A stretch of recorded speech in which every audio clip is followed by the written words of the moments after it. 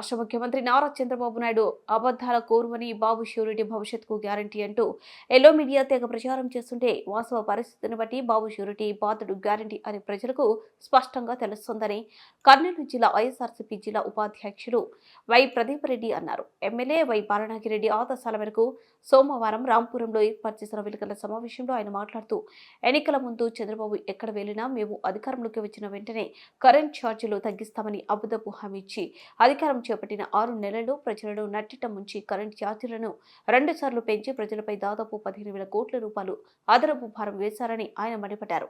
అలాగే సూపర్ 6 అంటూ తల్లికి వందనం అంటూ నీకు 10,000 నీకు 15,000 అంటూ ప్రజలను బురడి కొట్టించిన ఘనుడు చంద్రబాబు అని బెల్ట్ షాపులపై బెల్ట్ తీస్తామంటూనే రాష్ట్రంలో తమ కార్యకర్తల కోసం ఊరూరా బెల్ట్ షాపులు తెరిపించి మద్యం ఏరులై పారుతున్న విషయం ఎల్లో మీడియా తెలియదా అని ఎద్దేవా చేశారు. ఎటువంటివి కూడా ఈ సూపర్ 6లో ఈరోజు అమలు కావడం లేదన్న విషయాన్ని ఈ మీడియా ద్వారా ప్రజలందరూ తెలియజేస్తున్నాం.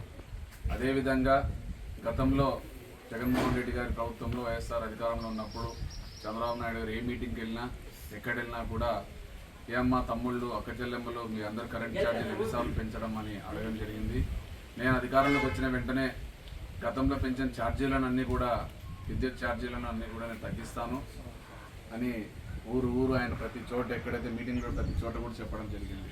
కానీ అధికారంలోకి వచ్చిన వెంటనే ఆయన తన ఆనవాయితీగా చెప్పిన హామీలను మాట తిప్పడము, అదేవిధంగా చెప్పిన మాటను నిలకపోవడం ఆయనకి అప్పటి నుంచి వచ్చిన అలవాటు. కాబట్టి అందులో భాగంగా ఈరోజు అధికారంలోకి వచ్చిన 2 సార్లు కూడా మన కరెంట్ ఎలక్ట్రిక్ బిల్కి సంబంధించి 2 సార్లు కూడా ట్రూ యాప్ ఛార్జీలు పెంచడం జరిగింది.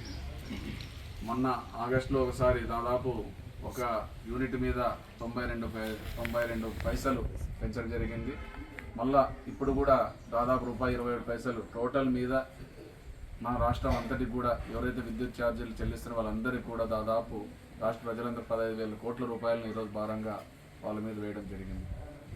ఇదే కాకుండా తల్లికి వందనం అని చెప్పాడు, తల్లికి సున్నం పెట్టాడు. అదేవిధంగా అందరికీ ప్రతి 18 సంవత్సరాలు ప్రతి మహిళకు కూడా 1,500 రూపాయలు ఇస్తామని చెప్పడం జరిగింది. దానికి కూడా ఈరోజు ఎటువంటి స్పందన లేదు. ఆయన ఎట్లుందంటే రాష్ట్ర పరిస్థితి మోసం చేయడం తాను వంతు, మోసపోవడం ఆంధ్రప్రదేశ్ ప్రజల వంతు అనే విధంగా ఈరోజు కనిపిస్తుంది. ఈరోజు రోడ్లు వేయాలంటే కూడా అందరికి మంచి రోడ్లు కావాలంటే టోల్ కట్టాలంటాడు. ట్యాక్సులు కట్టినాం మళ్ళీ మన అంతర్గత రోడ్లకు టోల్ కట్టడం అనేది చాలా విడ్డూరంగా ఉంది. 6 నెలల్లో అదే గతంలో అయితే జగన్మోహన్ రెడ్డి గారు వచ్చిన 9 నెలల్లో నవరత్నాలన్నీ కూడా పూర్తి చేసి ఆయన ఇచ్చిన హామీలన్నీ కూడా నిలబెట్టుకోవడం జరిగింది.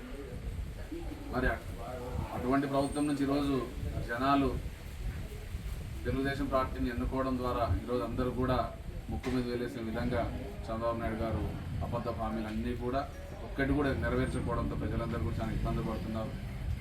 ఇప్పుడైనా కూడా కూటమి నాయకులు నెలకు పెన్షన్ పంచడమే పెద్ద ఒక గొప్ప కార్యక్రమం తీసుకున్నారు. అటువంటి జగన్మోహన్ రెడ్డి గారు చాలా చేశారు. ఎప్పుడు కూడా దానికి ఆయన పబ్లిసిటీ తీసుకోవడం. ఈయన ప్రతి నెల